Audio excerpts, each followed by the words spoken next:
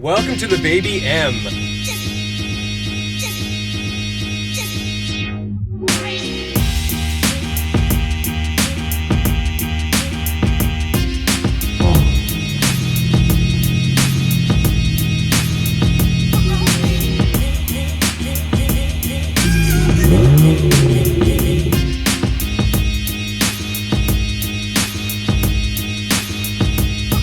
This is the 2011 BMW 1M. At the time, I was just starting to work and I could have afforded one of these, and I should have, because they were going for like low to mid 50s.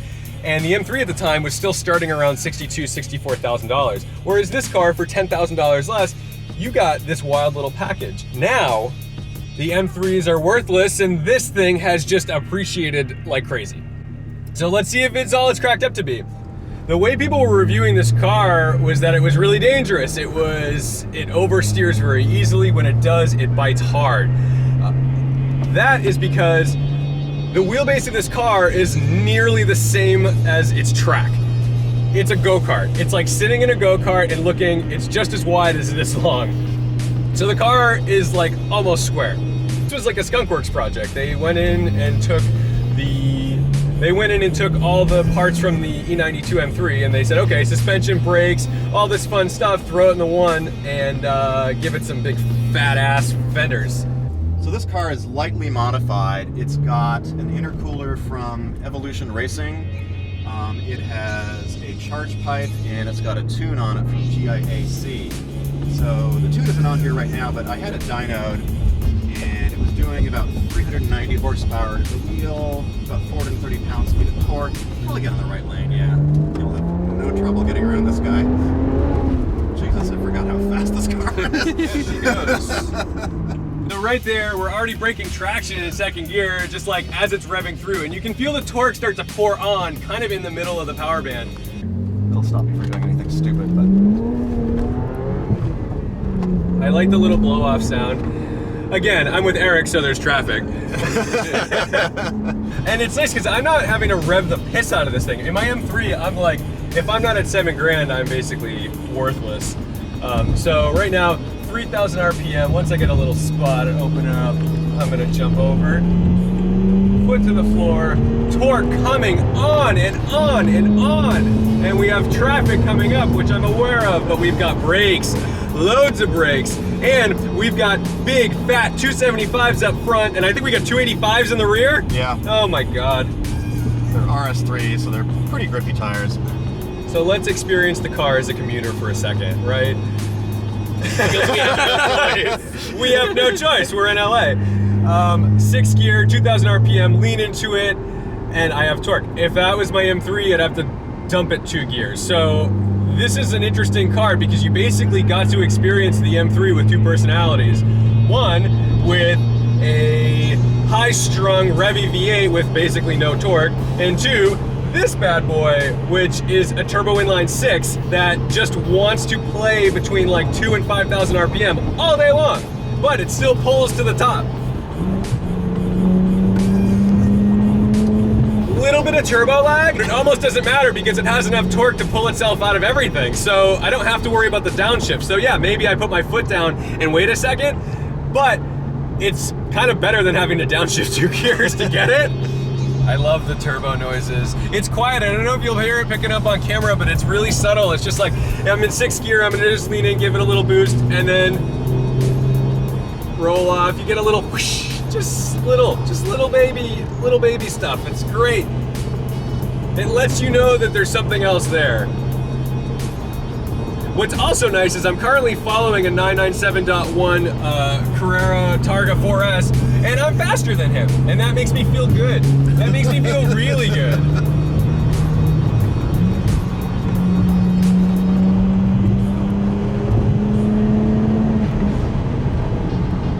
Steering is phenomenal.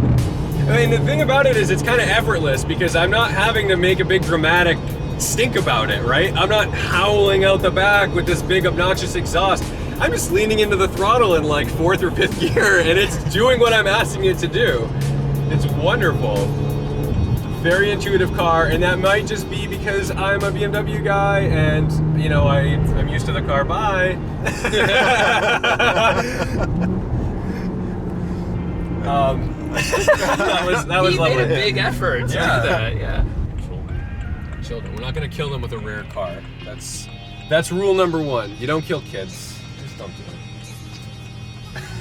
You heard it first. You heard it here first. We got big bumps everywhere. I love your sense of morality. You don't get that on every channel. You don't. We have to draw the line somewhere. Wow, torque, my God. That caught me a little off guard. I was like, oh, okay, we're going now. That was lovely. I think that's why people got into trouble with this car, because they do that coming out of a corner and just like... Yeah. Well, because it pours on hard. Oh, yeah. It's not as progressive as I would like.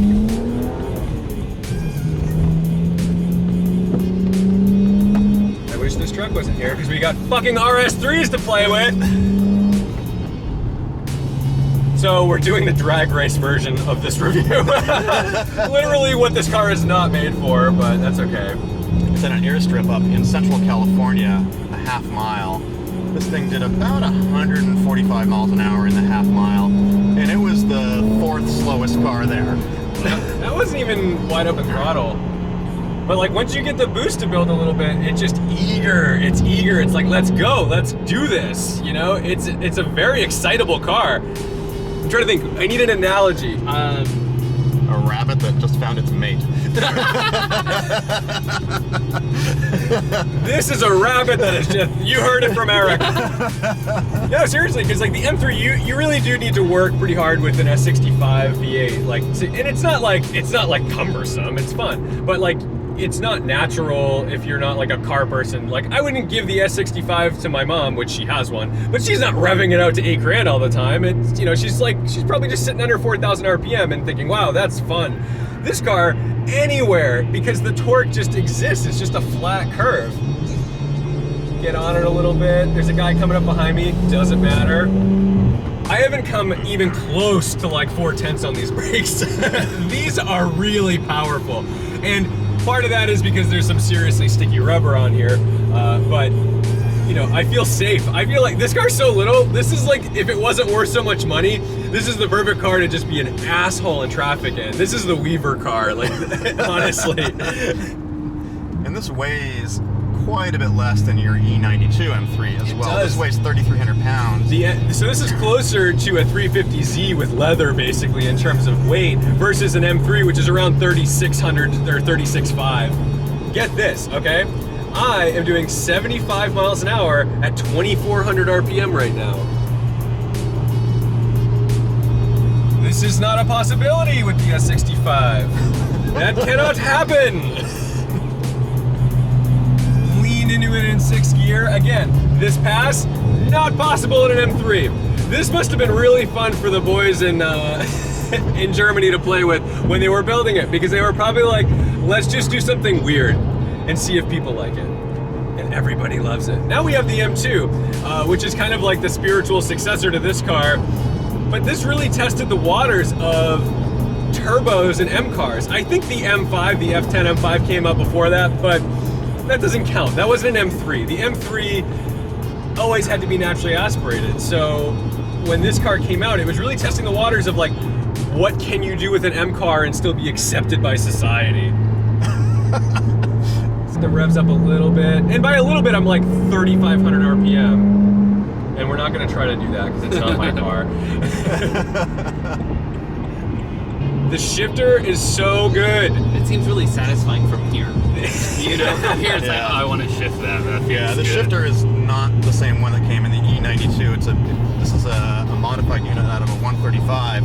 I think it's a much better shifter. This is a great box. I think this is the best box that BMW has ever done, in my opinion. I've driven a lot of BMWs. Yeah, because typically BMW, when the people say like, oh, it's that BMW feel of the shifter, what they're saying is it's sloppy and it's unique, so we love it. But really, this is crisp. This is like as close to, you know, Honda as you get in a BMW, and it's easy. When I turn in, I'm not carrying the weight of the rest of the car. I feel like I'm sitting on the rear wheels in some regards. Like I'm right in the center of the car, and it's a go-kart. This is a go-kart. I feel like if I'm driving and I just wanted to throw the car, I could get this car to just pivot on an axis, like real happy. I mean, maybe not with your 285s. Oh, it does. Oh, it does. It does. I've got a poor video steering rack. I've got a video where I spin this at 100 miles an hour. Links below. Yeah, the way the torque comes out, I can imagine that getting a little dicey. If you're already in boost, like then it's totally predictable. And it is still predictable. It's not like a Supra, right? We're not like getting on it and it's going, ah! Like it's linear. But I can imagine someone coming out of a corner like that, low RPM, because the torque is everywhere. You lean into it a little too hard and you're not an oversteer person. Maybe you're not comfortable. Yeah, definitely on corner exit it is an exercise in throttle modulation to you don't just hit it, you progressively get into it. Is this currently the non-M throttle position that I'm in right now? Yeah, it is. Yeah. So if I put it in sport mode, hit M. M. There we go. There we go. Sport. Yeah. Okay. Yeah. So let's see. Typically, I don't like sport modes in BMWs because it makes the throttle too sensitive. Which, yes, it's fun and it makes you feel like you're going faster. But the reality is, now you've lost resolution when you're coming out of that corner. So in a car like this, I'm like touching.